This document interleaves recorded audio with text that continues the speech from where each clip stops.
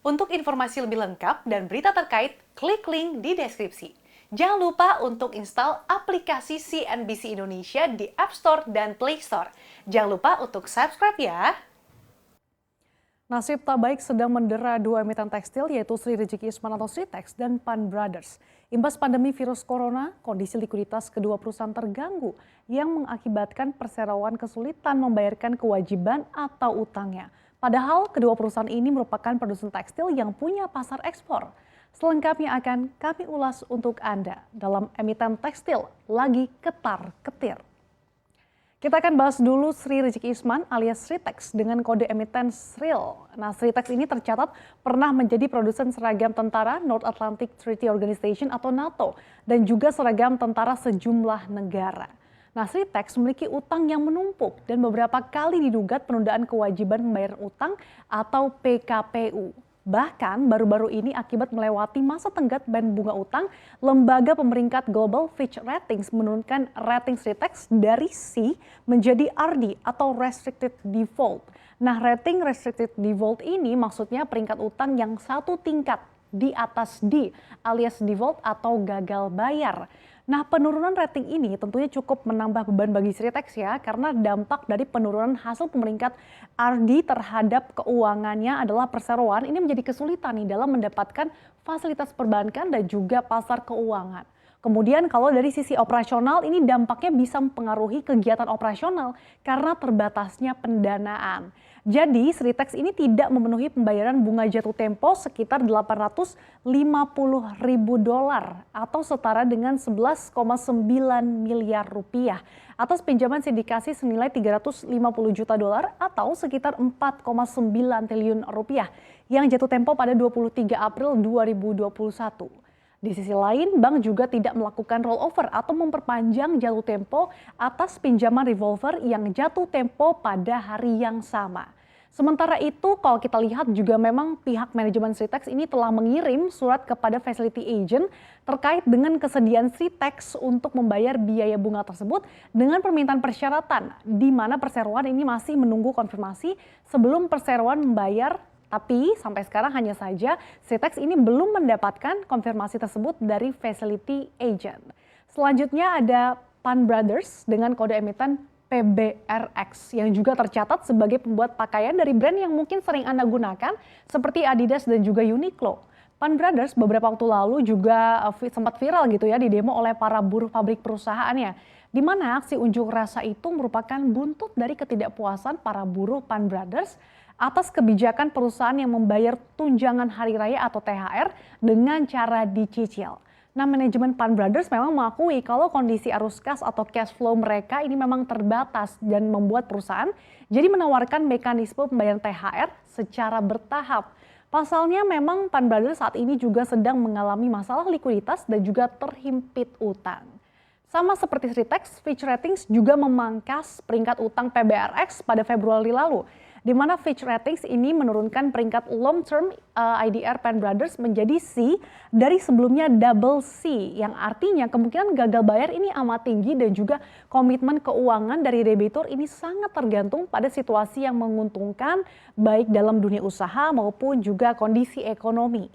Nah, mengacu laporan keuangan PBRX per September 2020, utang yang jatuh tempo pada Januari 2021 sebanyak 138,5 juta dolar. Dan ini merupakan hasil perjanjian pinjaman sindikasi pada 27 Desember 2017 lalu. Nah, berdasarkan perjanjian sindikasi, perusahaan menerima fasilitas kredit dari pinjaman sindikasi, di mana fasilitas ini adalah untuk melunasi sisa saldo uang sindikasi sebelumnya tertanggal 9 Oktober 2015. Lantas seperti apa kondisi keuangan SRIL dan juga PBRX? Kita lihat di slide ini. Nah, berdasarkan laporan keuangan di sepanjang tahun 2020 lalu, pendapatan Sritex sebenarnya kalau kita lihat ini meningkat ya, yaitu sebesar 8,25% secara year on year menjadi 1,28 miliar dolar atau sekitar 17,95 triliun rupiah.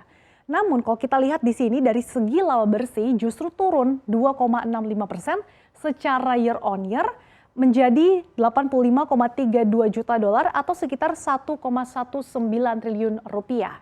Nah, seiring dengan penurunan laba bersih, arus kas operasi Sritex ini negatif, di mana sepanjang tahun lalu arus kas operasi Sritex ini minus 59,24 juta dolar atau minus gitu ya, 829,37 miliar rupiah. Bahkan ini minusnya ini bahkan sudah dari tahun sebelumnya yang mencatatkan arus kas positif 1,3 juta dolar, yang artinya saat ini atau bahkan hingga akhir 2020 lalu likuiditas Sritex ini sudah seret gitu. Nah, kalau kita lihat juga di sini, piutang usaha pihak ketiga Sril juga membengkak menjadi 282,19 juta dolar dari periode yang sama tahun sebelumnya, yaitu 210,14 juta dolar. Yang artinya ini kemungkinan masih banyak nih buyer yang belum bayar sehingga menyebabkan cash flow-nya terganggu.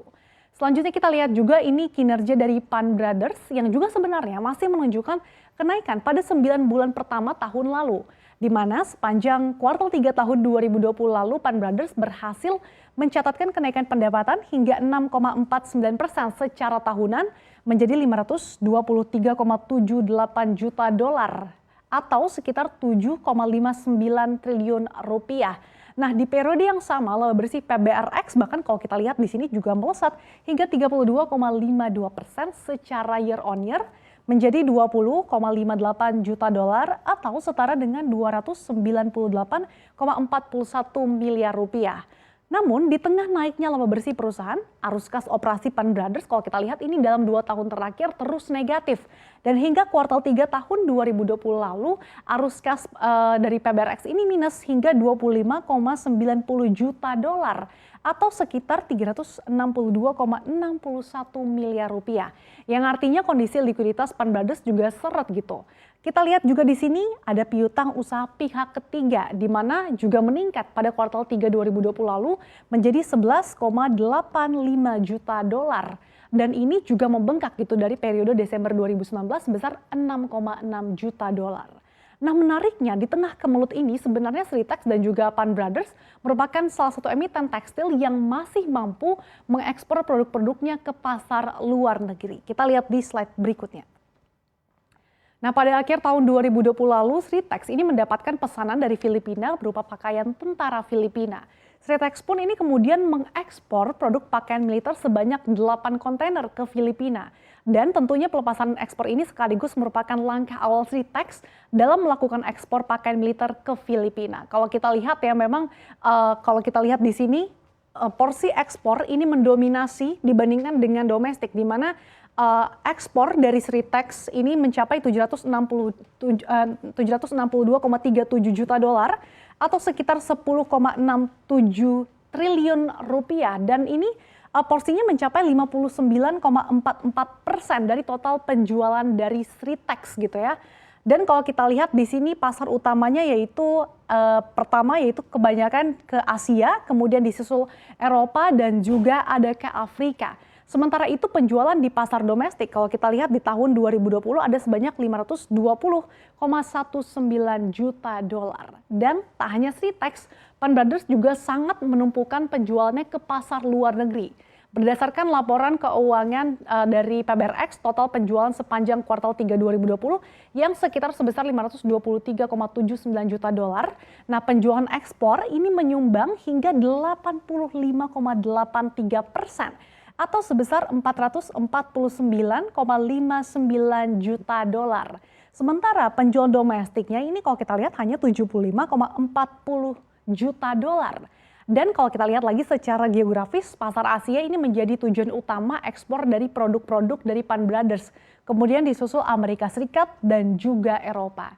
Jadi memang apa yang dialami Sritex dan Pan Brothers ini menjadi potret gitu ya, bahwa sektor padat karya khususnya tekstil ini masih dalam kondisi yang tidak baik, yang salah satunya tercermin dari likuiditas perusahaan yang seret meski saat ini ada momentum Ramadan dan menjelang Ramadan. Jadi memang mereka ini harus menjaga betul-betul mengelola cash flow-nya dengan baik supaya likuiditasnya tidak seret.